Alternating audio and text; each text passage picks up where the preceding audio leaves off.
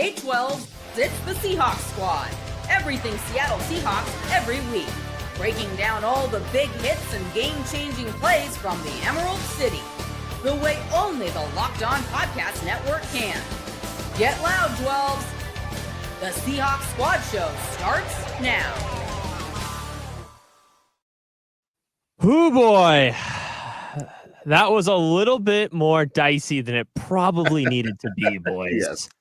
But a win is a win. A road victory is a road victory, and a divisional road victory is a divisional road victory. Primetime win for your Seattle Seahawks. They go to 3-1 on the season with a 23-20 victory over the Arizona Cardinals with a Jason Myers field goal as time expires, making up for his missed field goal earlier. So it ends up being a good outcome for the Seahawks today. And there was a lot of good stuff, honestly, that happened in the first three quarters of this game. And then things started to get a little bit, I don't want to say unraveled because it never fully got unraveled, but Arizona did a good job climbing back into this game, I will say. You got to give credit where credit is due. I don't think that's a bad football team by any stretch of the imagination. So I think this is a good win. Honestly, I think a lot of, we're so used to beating the Cardinals. I think the Seahawks have a 18-3 record or something like that over their last 21 games over them. So it feels like this is similar to last week where you're just beating a Saints team. I don't think it's the same. I think you're beating a good football team that's had the same record as you coming into this game, and again, as a division rival. So this is a big win for the Seattle Seahawks on the road. Let's get you guys' initial thoughts on this one. Chris Crawford, Rob Rang with me today as we talk Seahawks Squad Show post game after the Seahawks victory over the Arizona Cardinals. Chris Crawford, what are your thoughts on today's victory over the Cardinals? So first of all, I want to thank the Detroit Tigers for beating the Cleveland Guardians so that I didn't have to pay close attention to the Mariner game today because this game is essentially meaningless. But hey, we'll talk about that later as well. Yes. Ugly can be beautiful. Ugly can be beautiful. And there were times where this game was pretty ugly, but in a sort of beautiful way. I was really impressed with the Seahawks defense for the overwhelming majority of this game. I did not love what I saw on those last two possessions. I'll also give credit for the Cardinals just making plays. That was Marvin Harrison Jr., I think, had something to prove today, and he went out and he did prove a little something. I know there's some people here who may not have had Marvin Harrison in their fantasy lineup who maybe are lamenting it a little bit, but yeah, I thought that they played pretty well, and I thought that they showed a nice toughness, and I love, after you give up that touchdown to tie things up, you be aggressive, you go for the win, you make that beautiful throw down the sideline, and after you miss the field goal that kind of could have put the game away, you come back and you nail that field goal to end the game. A very solid win that also has me saying, boy, oh boy, they should be 4-0. Yeah, you said that right before we came into the stream today. That's a bigger picture thing that we can cross down the road, but I totally agree with you. Rob Rang, what were your initial thoughts on the game today? Never in doubt. I honestly, I just honestly thought that the Arizona Cardinals, it's just the nature of the game anymore, gentlemen, that if you have a big lead, then emotionally you're going to kind of let down. The way that they call pass interferences and things of that nature, obviously, when you're a desperate team, you're going to be able to use the fourth down rather than punting the ball away. And so I did think that Arizona is going to make a little bit of a run. I certainly thought that Jason Myers was going to make the initial field goal that was going to allow Seattle to kind of breathe a little bit easier down the stretch. But I was very confident that if Seattle had the opportunity to march down the field, Sam Darnold has shown pinpoint accuracy this entire 4 games in the regular season in which that he has been a member of the Seattle Seahawks. So I was very confident that he'd be able, especially after the basically the botched short kick that gave them the ball at the 40-yard line, that make 1 or 2 decent plays. Don't take a sack, obviously, but you had the tie game already in hand. And so at worst, barring a turnover, you're going to be going for overtime. And I thought the Seattle was the better football team. Obviously, they gave up momentum, but of course, I have the great pleasure of working with 2 of the absolute best when it comes to the Locked On Mariners podcast. So to me, this was similar to Victor Robles kind of ripping the heart out of the Houston Astros with that catch. by Like Jake Cross going down there, kicking that 52-yard field goal to send that Glendale crowd back home, crying. And so the reality is that while it was a lot more drama towards the end of the game than I think that a lot of Seahawks fans would have liked, at the same time, the ultimate storyline here is that the Seahawks defense, I thought, showed that it is a dominant unit. It was a gassed unit at the end. The Seahawks offense can be very effective running the football or in play action. The fact that the Cardinals basically shut down Jackson Smith and Jigba for much of that game, but when Seattle needed him, he was very effective. And then, of course, I think that the fact that the Seattle's 3-1, I think that there is no team in the NFC West that has an easier path to the playoffs. Already talking playoffs at this point, just because we know that the 49ers are undefeated, but my goodness, they are falling apart at the seams in terms of injuries.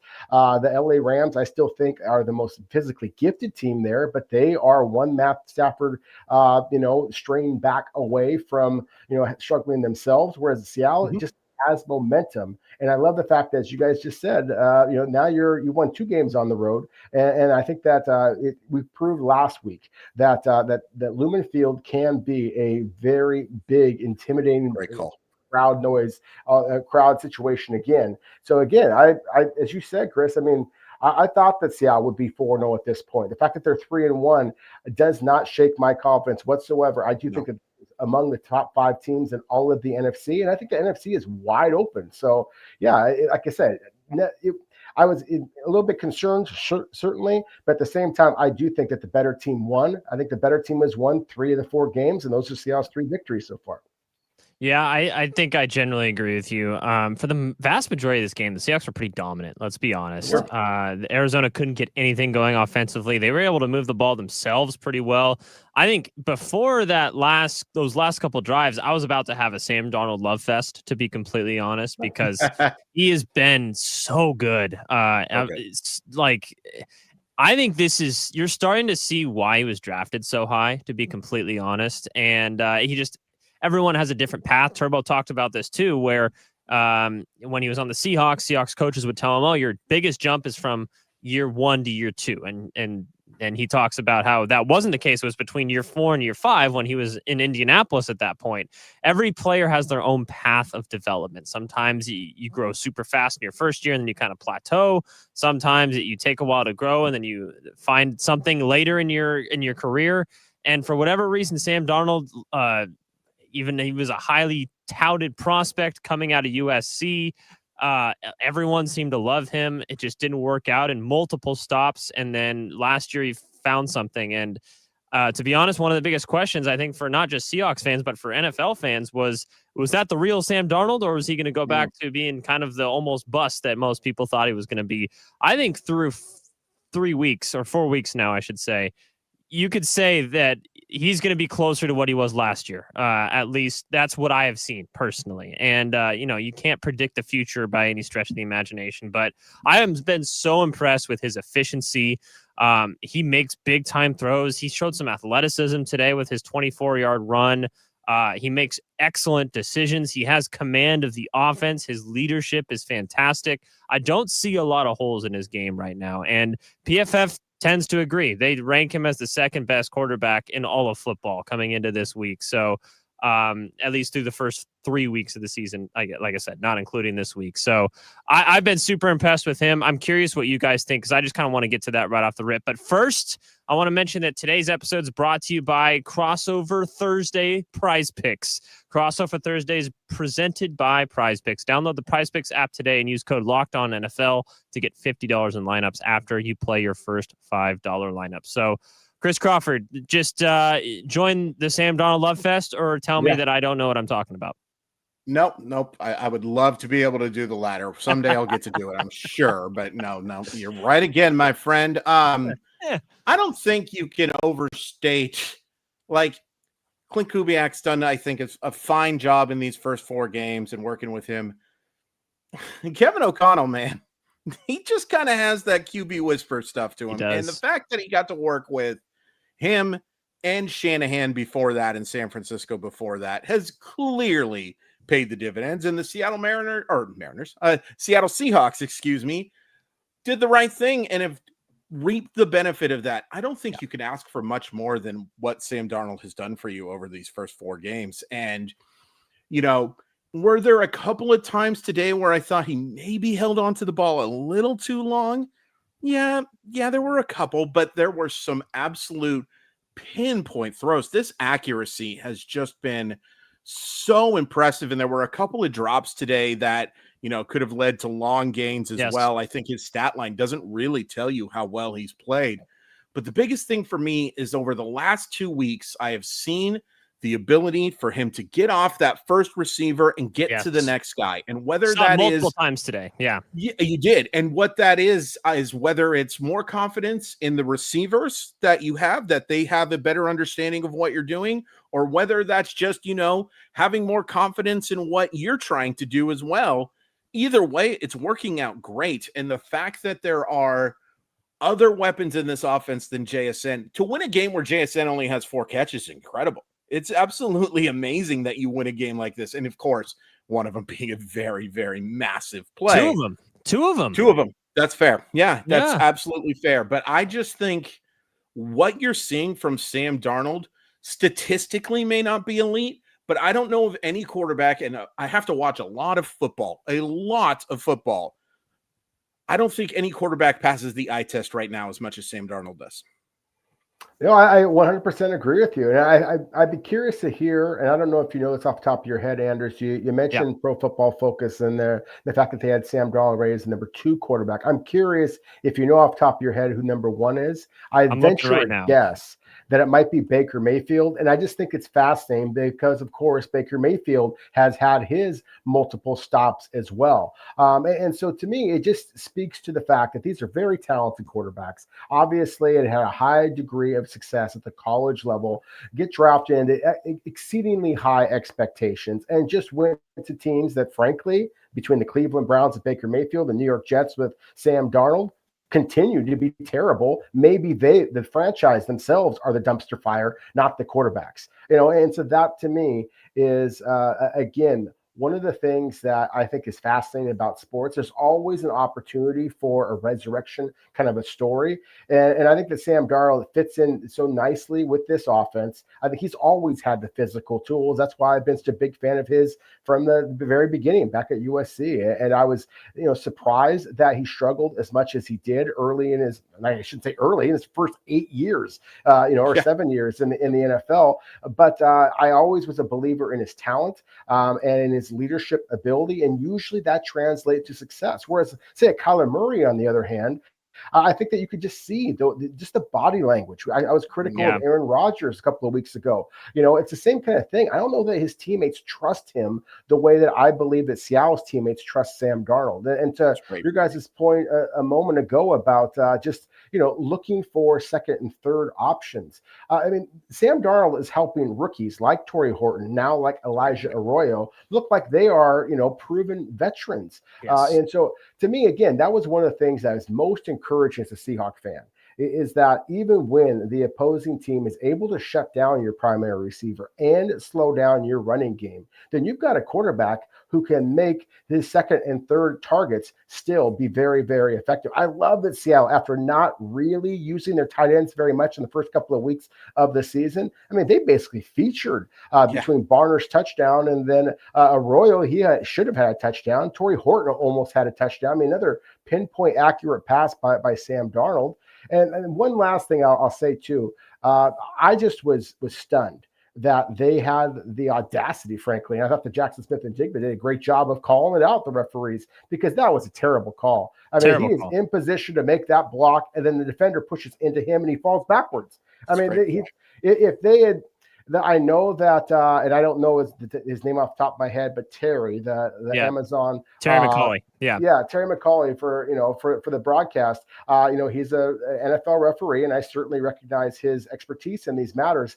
But I do watch an awful lot of football, and what I've noticed is that when there is a replay that proves that their broadcast referee, so to speak, is correct, they will show that. And the fact that they didn't show it is because his arms did not get on the outside. He did not hug the defender. This is one of the things that frustrates me so much about the way that the NFL is officiated now. They want these games to be tight. And if Seattle gets that Zach Charbonnet touchdown right there, I mean, basically this game is over. Everybody's turning the game to the Mariners game, as they should.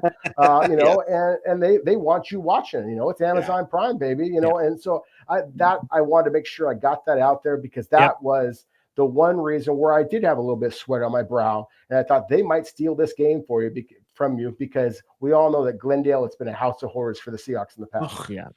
I still love that normal game I've seen in Arizona in a long time, and it wasn't all that normal of a football. No, it wasn't. It's just been an absolute horror show. And I'm so glad you brought that up. If a correct call there, and this game is over. It's absolutely donezo. There was no way the Cardinals were going to score 3 more times in this football game. And that's just pathetic refereeing. It's a very poor job by the official, not understanding what's supposed to be done in that situation. And I'm not asking for situational calls. I'm just asking you to get it right in a clutch situation like that, because that can't happen. It just can't happen. And it's why a lot of people wish holding was a reviewable play. It'll never happen because of the accountability that would come with it.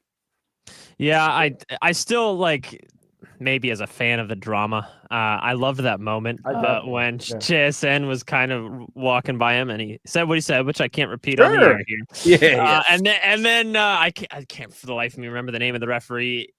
I think worse referees, or maybe more macho referees, would have either thrown a flag or thrown him out of the game for that. He just gives him the side eye, all right, I'm going to give you this one, but don't say that again. And it was actually really funny. I totally agree with the call, by the way. I mean, the no call, what you guys are saying, basically. Sure. But the moment itself was pretty funny. And it did cost the Seahawks. It ended up making the game, as Rob was saying, so much closer than it absolutely needed to be. But JSN comes down and makes 2 huge catches later in the game. So I think he more than made up for it, even if it wasn't the right call in the first place anyway. Because on the drive where Jason Myers misses the field goal to go up by 2 scores, I believe it was 3rd and 9, I want to say. Sam Darnold gets just a fade out to the right side and just a perfect throw, perfect catch to JSN to get the perfect first down. Route too. Exactly. That release was just fantastic on his part. And it seemed like that was going to be the game sealing play at that point. Of course, with the missed field goal, Cardinals go down and tie it. So the Seahawks have to have 29 seconds. And after the botched kickoff, end up having a much shorter field to work with. Sure. And JSN again with I think 24, 25 seconds left, gets a crucial 22-yard gain, gets out of bounds, which they reviewed. So the Seahawks didn't have to take their timeout. They could run another running play to take their timeout and get Jason Myers a closer field goal, and it ended up winning the game. So 2 massive catches from JSN later in the game as well. So I think he more than made up for it. But when we come back on the other side of this break, I want to talk to you guys about the offensive line, because I think you can look at it both ways. I think there were times where it looked like, especially in the running game, where the offense, there was nowhere for Charbonnet to go, nowhere for K9 to go. Sure. And I want to see what you guys think about that. But then there were times where, especially in the passing game, Sam Darnold had years to throw, and especially when he took it down and ran with it, which we haven't seen a ton lately. So I'm curious how you would evaluate that performance from the offensive line, because I could see it going both ways. We'll talk about that here on the other side of the break on the Seahawks Squad Show on Locked On Seahawks.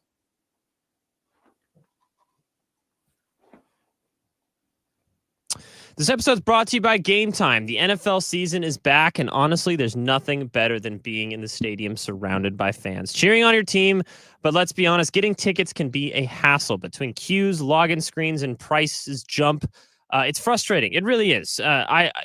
Everyone's talked about the Seahawks and the fact that the fans are selling their tickets and everything. But with Gametime, it makes it a lot easier for Seahawk fans to buy the tickets. And that's why I use Gametime, the app that gives you the advantage back for fans. Gametime is fast, easy, and backed by the Gametime guarantee. You'll always get 100% authentic tickets backed by the Gametime guarantee, as I just said. I pulled up Gametime, and in just a couple taps, I saw amazing deals. I'm talking about your favorite NFL games as low as $100. So check it out. Download the Gametime app, create an account, and use code LOCKEDON NFL for $20 off your first purchase. Terms apply. Again, that's promo code LOCKEDON NFL for $20 off. Swipe, tap, ticket, go. Download the Gametime app today.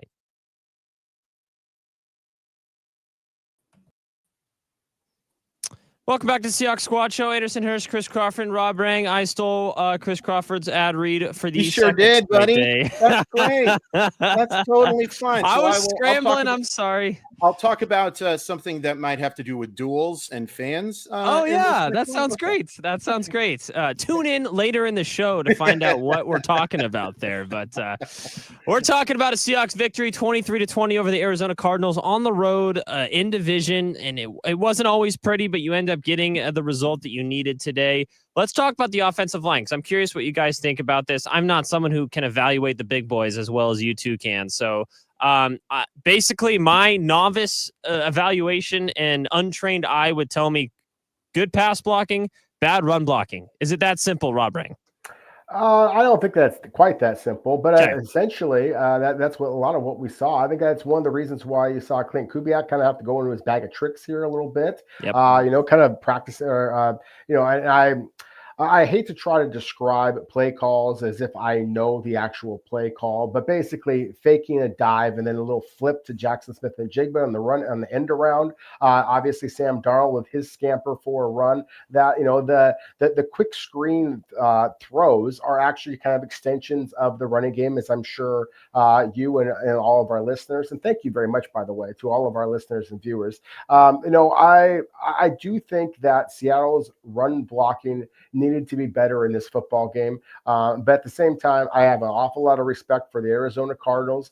Jonathan Gannon is a terrific coach. He's got a heck of a scheme. He's got some talented football players. And I know that, this is the NFL. You can expect that. But you just look at, this is the Cardinals, of course, are coming off of a loss to the San Francisco 49ers. And they have arguably the best pound-for-pound running back in all of the NFL, and Christian McCaffrey. And they held him to, I believe it was 60 yards rushing in that particular football game. So again, it's not like everybody else has been running the ball down Arizona's throat and then the Seahawks struggle. I thought pass protection actually had some moments where he was a little bit leaky as well. To your point before, Anders, there definitely were some moments where Sam Darnold, I felt like, had an eternity out there to kind of just scan the field. But at the same time, there were some quick moves by, especially off the left side. Charles Cross has been terrific this season, but he gave up a couple of pressures and at least one sack. And so I thought that was an area that I thought would be a little bit better, because the Cardinals came into this game, guys, with 5 sacks in 3 games. And so I thought that the fact that Seattle gave up, I believe it was 3 more sacks in this football game, maybe even more than that. It certainly was more pressure in the second half of this football game than I was expecting, because I anticipated with the big lead that Seattle was going to be trying to run the ball. And they actually threw the ball, and then the Cardinals got more pressure on Sam Darnold than I was anticipating in the last 30 minutes of that football game. Yeah, Chris, how would you evaluate the O-line play today? Uneven.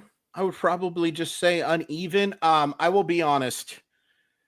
I'm a huge Gray Zabel fan, and I do think that guy is going to be a stud. I have been surprised by how much he has struggled with power as much as he has early on, because I kind of thought that was the one area where, like, Gray Zabel, the toughness, the strength, the low center of gravity, I thought he was just going to never have issues with that.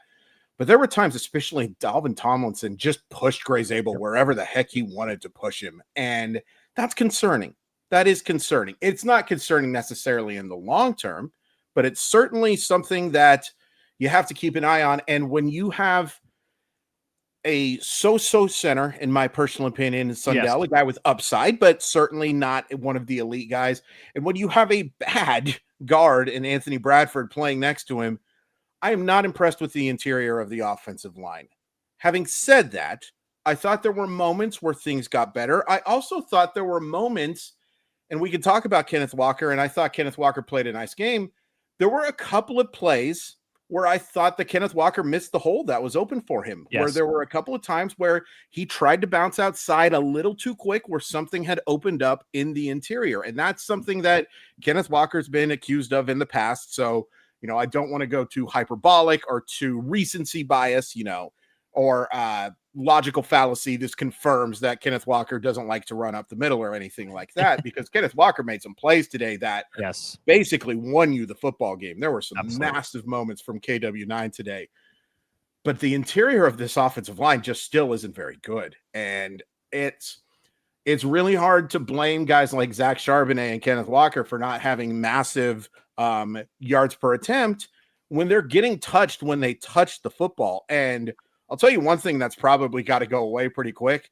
These pitches to set up interior runs, not stuff that goes east-west, but north-south, that's probably got to stop for a little bit, because they're getting just absolutely clobbered right when they touch the football on those types of plays. And yeah, I expect to see some improvement, particularly from Sundell and particularly from Zabel. I think they're going to get better as we go.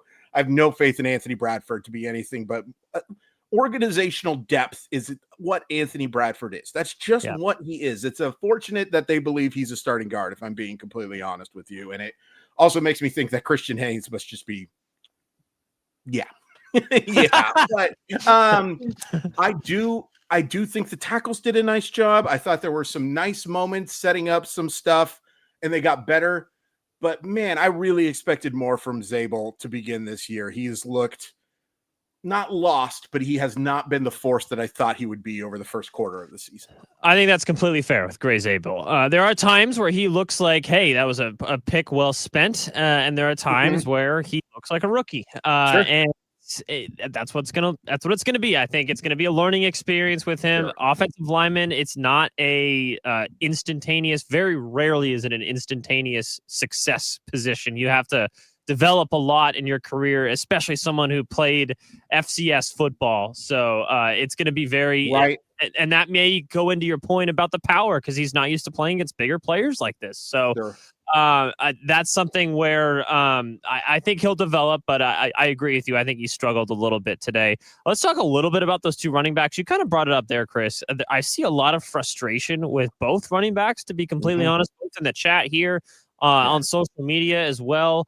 How much do you I don't want to say blame, because I think K9 actually has a pretty good day yardage wise. But Rob, I'm curious your thoughts on how the two guys played today. If you have any sort, it's been kind of an ongoing discussion with the hierarchy there throughout the first few weeks of the season. I'm curious, and I know Zach Charbonnet is coming off an injury as well. How did you feel, blocking aside, the running back performance was today? Well, it's funny, guys, because just the last time I spoke, I was thanking our viewers and listeners. So I just want to apologize when I say this. I don't give a damn about your fantasy football numbers. And so so if that's what you're looking for here is you're an upset Seahawks fan because Zach Charbonnet did not get you 2 touchdowns or Kenneth Walker III didn't get to 100 rushing yards or whatever the case. The whole point of what Seattle is trying to do is they are going to mix and match, and they're going to, and so I just think that's the way that you do it in today's NFL. And so just in terms of evaluating the players themselves, I thought that there was no doubt that, as Chris said, that Kenneth Walker III was guilty of this today. He's been guilty of this throughout much of his NFL career. I would argue even going back to his college days at Michigan State and previously at Wake Forest, is that he's always looking for the home run. And there were times that he is so quick to bounce it outside, and sometimes it works out beautifully for him. I mean, we've seen some spectacular runs, including today. Exactly. And so I think that you have to give him some credit when he does that. At the same time, I think there's a reason why Zach Charbonnet is often called upon when he gets down to the goal line or it's a short yard situation, is because he's got those massive thighs and he plays with just a different level of determination in terms of the short yardage type of runs.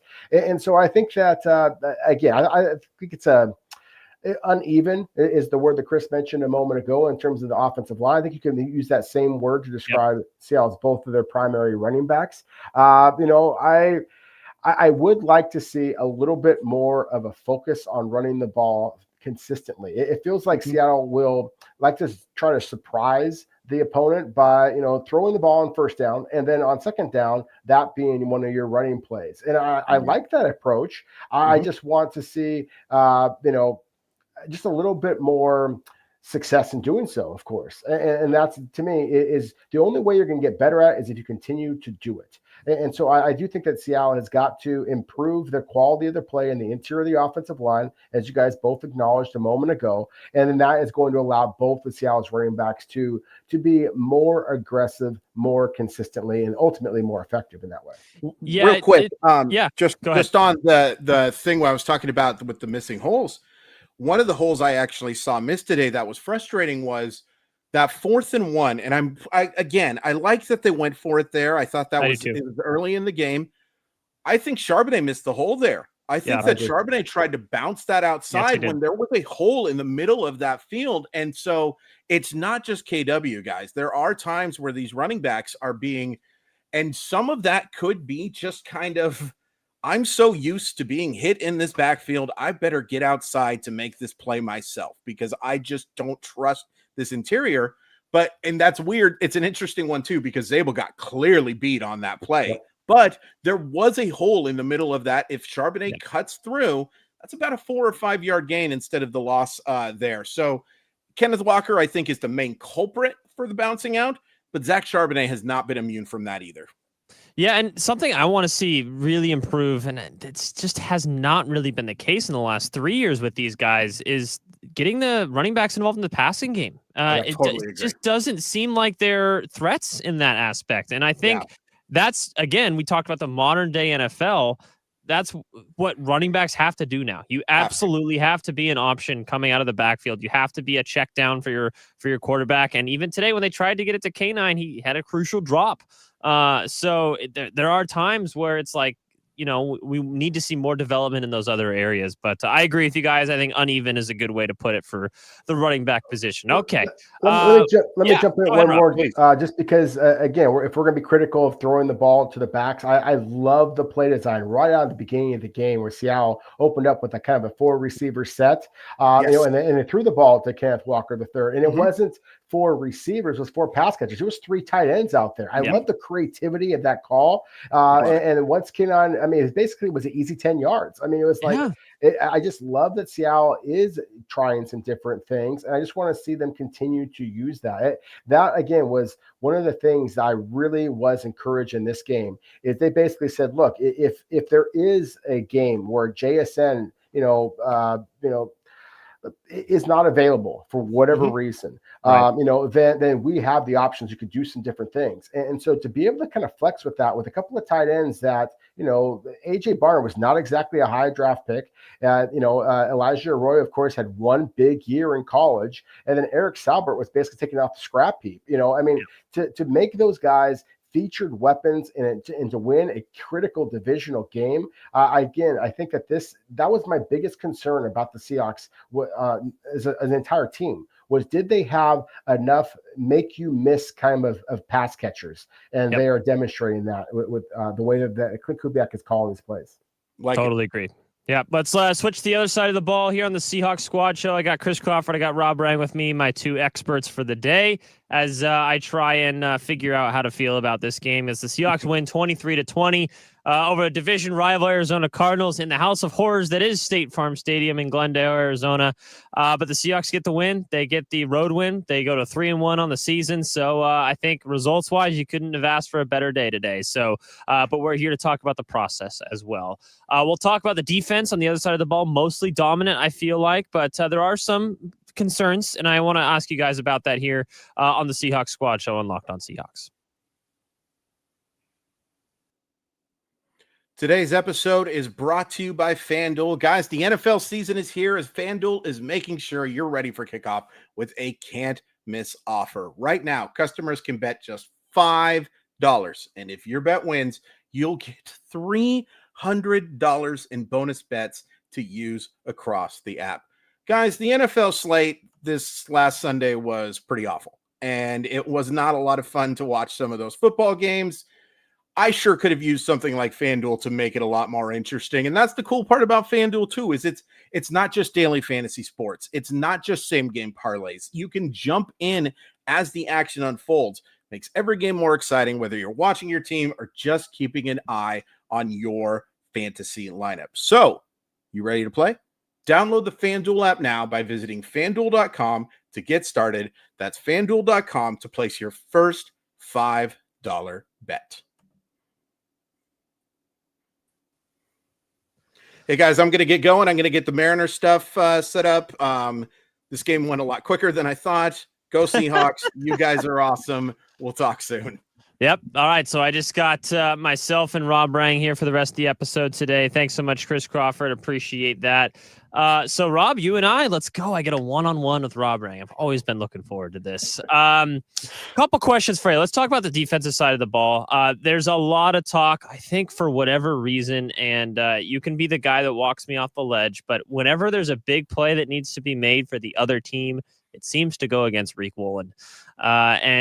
Whether it's a penalty that goes against him, whether it's just him in coverage, I'm curious. He once again is kind of the center of the because we do hero or goat. He's kind of the goat for today's game, or a lot of fans are pointing their frustrations to. I'm curious if you feel the same way about Riq Woolen and how he played today.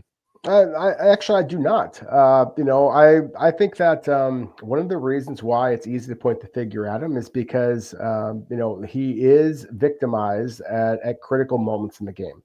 Yes. But also you don't see him on the you don't see him being beaten consistently, because teams aren't even throwing the ball in his direction for much of the game. Now, I thought that it was a kind of a ticky-tack call down by the goal line where they gave the pass interference call. Yep. I thought that he did get his head turned around on the receiver. I thought if you want to be critical of anybody, and far be it for me to be critical of a player I think is in the conversation to be Seattle's best overall player, but Devin Witherspoon's the guy got beat for both touchdowns in the fourth quarter. Now, I thought that he was terrific in coverage in the Marvin Harrison play, just a taller man.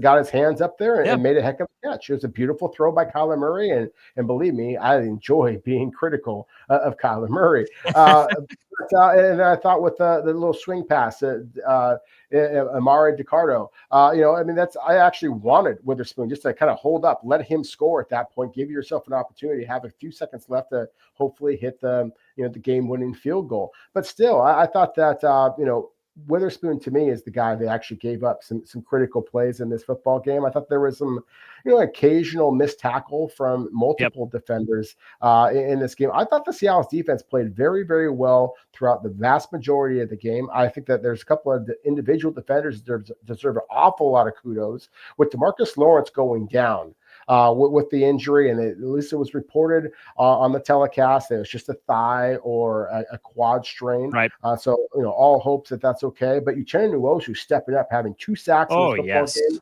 Drake Thomas having a sack in this football game. Byron Murphy getting, I believe, credit for a sack in this football game. Leonard Williams continues to be dominant. So again, I get that it's easy to be critical of the Seahawks defense because they were dragging at the end of that football game. But at the same time, I thought for basically 75% of the game, they look like the top 5 defensive unit in all of the NFL that I fully expect them to be when it's all said and done this year. Yeah, and I really think that today was Uchenna Nwosu's kind of, I don't want to say coming out because we've seen him play this way before, but coming back party, I should say, because he really dominated, especially in that second and third quarters, got a couple sacks. He was doing an excellent job in the run game as well. It's great to see him kind of back to the player that I think the Seahawks have known is always there. Just the injuries have been biting him a lot recently. So that was a huge plus for me. I think Josh Jobe, once again, he's really developed into one of Seattle's best coverage corners. I think you can put him on the case with Devin Witherspoon. Honestly, in terms of just his straight coverage ability, he has played so well in the first few games of the season. Ernest Jones with a couple fantastic plays. You didn't see Big Cat a lot today, but that's going to happen. You're not going to always be the center of attention defensively. Someone who I want to highlight, and I'm curious on your thoughts. And we've mentioned his name a couple times in the negative side of things, is Tyrese Knight. I feel like he once again, they've actually been kind of swapping out him and who have they been putting? Drake Thomas, yes. Yep. But of course, with DeMarcus Lawrence going down, they didn't have the opportunity to do that today. So I don't know, man. That's been a position that I've kind of kept my eye on just because it's something you may have not said you feel the most confident about going into the season. Of course, you love Ernest Jones, but the second stack linebacker there with Tyrese Knight, how did he play today in your eyes? I thought that he played okay, and that is a position of concern. As I mentioned before, my biggest area of concern was, does Seattle have the pass catchers to be able to make people miss, be able to go over the top? To me, it still feels like Torrey Horton is the one guy that's got that elite straight line speed. Obviously, JSN's a superstar, but Cooper Kupp and Jake Bobo are kind of who they are. So again, I was very encouraged by what I saw from other pass catchers for Seattle's offense. My second biggest concern, and the biggest concern, of course, on defense is at the depth at the inside linebacker position. As you just said, Anderson, I 100% agree with you. And basically everybody does, is that Ernest Jones is an absolute star. He's also very slightly built linebacker. I do have real reservations about his ability just to hold up playing this degree of physical, football that he plays. I mean, he reminds me actually, and again, I'm talking Mariners with the Mariners guy here, but he reminds me a little bit of Jay Buhner, and that he'll go crashing into a wall and then get himself knocked out for a month or so. And that's old school Mariners stuff there. But I guess again, that's one of the concerns I have. And with Tyrese Knight, he came in as a fifth round pick as a rookie a year ago. There was zero expectations. And then he plays pretty damn well as a rookie. Yeah. So now the expectations are sky high. And I think that he's just struggling to meet, and he certainly isn't exceeding the expectations, I think, of a lot of Seahawks fans. I don't know that it's fair to criticize him too much. I think that he is still a little bit nicked up. I think that he is still adjusting to some different responsibilities in Mike Macdonald's defense. I am very encouraged by what I saw from Drake Thomas. I love the sack that he had in this football game. He had a couple of open field tackles. He is just I've made a bad comparison in the past. I say bad just because the player I'm going to mention as a comparison to Drake Thomas is an absolute Seahawks legend, and that's Lofa Tatupu. Because Drake Thomas is not Lofa Tatupu. He's not as instinctive. He's actually probably a better athlete, but he's, of course, a shorter linebacker who is just very productive when he's on the field. And so I think that Seattle's linebacking core as a whole is actually better now than I thought that they were going to be. I love the addition of Chad Sarah. I think he's made some nice plays on special teams. But at the same time, that is a position of concern for me. I think it's the savvy scout and you, sir, that's seeing a lot of the same things here. Especially, again, we're in the 4 weeks into this NFL season. If the Seahawks are as good as I think they are, then that could be a position of concern moving forward. Well, especially when you're relying so much on your defense, I think you can tell that that's what Mike Macdonald wants to do. And I just had the proud moment of my day when Rob Rang calls me a savvy scout. So I'm going to go ahead and put that on the bulletin board and tell my kids that I got called a savvy scout by Rob Rang. Okay, let's do a quick. You've been making the Mariners references today, and I'm excited about that. Something that Chris and I do on every single Mariners postcast, which we will be live for here in just a few minutes right after this, as the Mariners game is finishing up here. We do unsung hero or unsung villain. So I'm curious to know what your thoughts are, who your unsung hero or villain, and sometimes an unsung moment too. Maybe there's a moment in the game you really wanted to highlight that not a lot of people would have noticed originally. So we'll get to that here on the other side of the break here on the Seahawks Squad Show. Seahawks win this one 23-20, a walk-off Jason Myers field goal after he missed one the previous drive, but the Seahawks end up getting the win on the road on Thursday Night Football. We'll be right back to talk about our unsung heroes out after the break. When you think game day might be when you think game day, you might not think Wayfair, but you should, because Wayfair is the best kept secret for incredible and affordable game day finds. Wayfair has everything you need to get your space ready for the season, whether you're tailgating outdoors or cheering from your living room. I picked up, this cooler. It's a great place to find just some extra knickknacks if you need just a last minute addition to the tailgate, right? It just, everything is rated completely perfectly there on Wayfair. You can see customer reviews, to see what other people have liked to buy. There's tons of different categories of items. Anything you can find on Wayfair. It's what I love most is the selection. It's a unique finds and options for every budget. So I can show off my team spirit without overspending.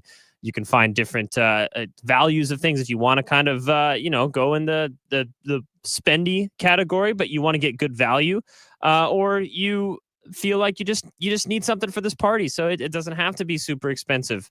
Wayfair has all of those options for you. It's your trusted destination for all things game day, from coolers and grills, recliners and slow cookers. Shop, save, and score today at wayfair.com. That's WAYFAIR.com. Wayfair, every style, every home.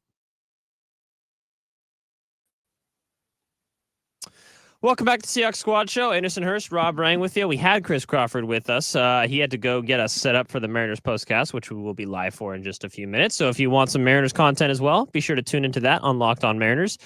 Those of you who are here, though, we're breaking down the Seahawks victory 23-20 over the Arizona Cardinals. Like the video if you haven't already, or subscribe. Actually, do both if you haven't, because it's the easiest way to support this channel, all the work that we do. Thank you so much for being a part of this awesome community here on Locked On Seahawks. I know Rob feels the same way as well. But on our Locked On Mariners postcast, we Chris and I always have this segment called Unsung Hero. So, Rob, I'm curious who you would pick as your unsung hero for today's 23-20 victory over the Arizona Cardinals, or maybe it's an unsung villain too. It doesn't have to be a hero. Actually, you gave me the option to kind of mention a couple of different ideas: unsung villain, unsung hero, unsung moment. So I've got one of each of them, and I'm very curious to hear your thoughts as well, sir. As far as my unsung villain, I'm going to get this out of the way right now. I thought that Seattle, a week after having such dominant special teams play, obviously, you'd like to have seen Jason Myers make that first field goal, but that wouldn't be unsung. Everybody's going to be talking about that. Right. I thought it was the Gunners on kickoff return. I thought that Seattle was consistently beaten, and they gave the backs like George Kalani very few opportunities, and then Torrey Horton as a punt returner, very few opportunities to do much. And so that surprised me, just because I thought that Seattle special teams had played exceedingly well a week before, and actually a couple of times throughout this season. So that would be some unsung villains. I think that unsung hero, I think that you have to mention Seattle's safeties. We didn't mention either Kobe Bryant or Julian Love, but I thought that both of them made terrific football plays in this game. I say football plays because in coverage as well as sound open field tackling, it just kind of goes without mentioning anymore that you don't see running backs or receivers basically break long ones against Seattle. And so again, I think that they deserve some credit. And an unsung moment, and this is the one I really am excited about, because the accuracy, the recognition of the quarterback, Sam Darnold, but also the recognition of the rookie tight end, Elijah Arroyo, when he had Josh Sweat, an edge rusher, covering him downfield, and raised his hand like, hey, I've got a pass rush, 6'5", 265-pound guy. He can't run with me. And then for Sam Darnold to see that, trust his rookie, and put a perfect ball up there, to me, that was one of the moments that not only got the victory for the Seahawks, it sent, I think, just kind of shockwaves, not necessarily shockwaves, but sent a message. The rest of the NFL and the Seahawks are absolutely for real. Yeah, and I love that, because you don't normally see a rookie tight end be so adept in recognizing that he has a guy that's not good in coverage on him in a scramble drill. Sam Darnold's rolling out to his right. It's not his normal route, right? He kind of just is trying to find the open space, and Sam Darnold has the recognition to see that as well, just kind of throws it up for him. And that leads me into my unsung hero, and I can't really decide between the two because they are both in the same category. But the Elijah Arroyo and A.J. Barner experience, at A.J. Barner getting the touchdown, and I think Elijah Arroyo having probably the overall better game. Getting more production out of the tight end position is a very key step for me moving forward. I think what you guys have said about getting more pass catchers other than JSN, whether that's Cooper Kupp, whether that's the running backs, which we talked about earlier, Another option is having the tight ends be and someone who we saw Trey McBride on the other side. How much of a stud is that guy? And I'm not saying your tight ends have to be Trey McBride, but having some sort of security blanket where Sam Darnold has some options. He can have more than one go-to. You saw him go to JSN in those big moments, but having someone like Elijah Arroyo, who has proven to make some plays here in the last couple of weeks, he's definitely growing into his own a little bit. Obviously still in the offense. He's a rookie. I like what AJ Barner brings as well. Getting them more involved in the offense is going to be something that I'm looking forward to for the next couple weeks. So I'm curious what you think about the kind of tight end play in terms of the offensive production. Yeah, 100% agree with you. I just thought that, again, you're starting to see the athletic ability that is Elijah Arroyo, but also more physicality as a run blocker than I think that certainly that I had given him credit for. And the fact that we were thinking the same thing, that's very impressive recognition for a guy that didn't play a lot of snaps at the college level. So, again, very impressive in that way. And then Eric Saubert, again, he provides quality blocking, and he was the guy that they got, hustled back and picked up that ball that was a fumble for Sam Darnold. That could have been a critical, momentum changing play as well. So again, I think the Seattle's tight ends are very much playing an underrated role in Seattle's success so far this season. Yep. I'm looking forward to see how that develops moving forward. Seahawks win this one 23-20. We'll have another episode for you guys. I realized with the Seahawks Squad Show episode, it goes 2 per week normally, but with the Thursday game, it was just a different schedule this week. We'll have another episode kind of recapping, looking back on this game and a film review with Corbin Smith on Monday. And then, of course, do another preview episode for the following weekend before a post-game episode on the following Sunday as well. Seahawks moved to 3-1 on the season, a much-needed division victory after dropping the first game of the season to San Francisco at home. You win this one on the road against the Arizona Cardinals to go to 3-1 on the season. Rob Rang, thank you so much for being with me today. Thank you. I always enjoy it. Thank you so much. I do as well. It's been so much fun. We had Chris Crawford with us as well, so appreciate him hanging out with us. And if you want some more Mariners content, they just finished. We're about to go live on the Locked On Mariners YouTube channel. Check it out there. But until next time, we'll talk to you later. Have a good one. Go Hawks.